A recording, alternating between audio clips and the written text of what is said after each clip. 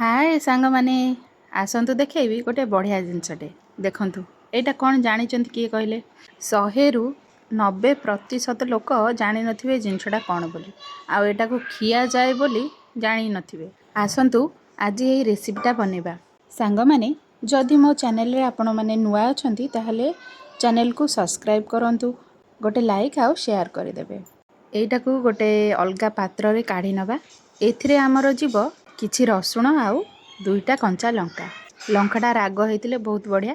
रसुण गुडा को छोट छोट करी काटी नबा एथिरे रसुण देले तार आइसिणिया गंधटा पूरा पळेबो आउ रसुण आउ लंकार जो कॉम्बिनेशनटा आमिष रे बहुत ही बढ़िया लागे। देखंतु लंकाटा बहुत राग एमती छोट छोट करी काटी नेबे। एथिरे मु 2टा ही लंका देइछि जदि आपनकर अधिका राग पसंद ताहले अधिका राग देइ परिबे।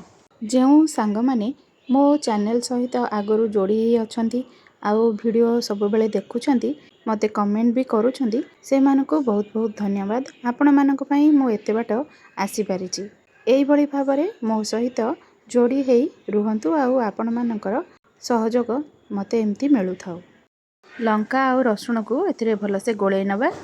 एबे एइटा जीवो गरम गरम कड़ाई रे किछि तेल मसला दरकार नाही डायरेक्ट ही जीवो। देखंतु तेल ऑटोमेटिक बाहरिबो देखो केते तेल एथिरे बाहरुछि। बाजार रो मेडिसिन किनिकी खाइबा अपेक्षा एई जिंसटा खाइबा देह पई बहुत भलो। मु एमती पूरा खाली कड़ाई रे ही पकेइथिली देखंतु पूरा तेल बाहरिबा स्टार्ट हे गलानी। एथिरे जीवो अल्प टिके लूण आउ टिके हळदी।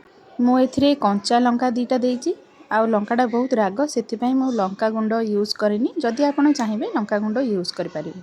देखंतु ये हेई आसिले एमती टिके फेण फेण हे आसीबो देखंतु पूरा परफेक्टली हेई गलानी आउ कंचा देखा जाउनी।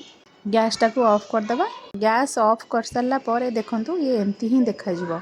एई छोटो प्लेट रे देखंतु से पूरा केते तेल सेथिरे एटा नेचुरल ऑयल किछि आर्टिफिशियल ऑयल ही नाही। एथिरे भात 2-4 मुठा गोळेई की आपण खाइबे पूरा टेस्टी ही लागिबो। निहाती बनै की खांतु आमको तो बहुत भलो लागिला। जदि केही जानिचंती ये जिंसटा कोन बोली मते कमेंट बॉक्स रे कमेंट करी निश्चय जणेबे। पुणी देखा हबो आ गोटे टेस्टी रेसिपी सहित।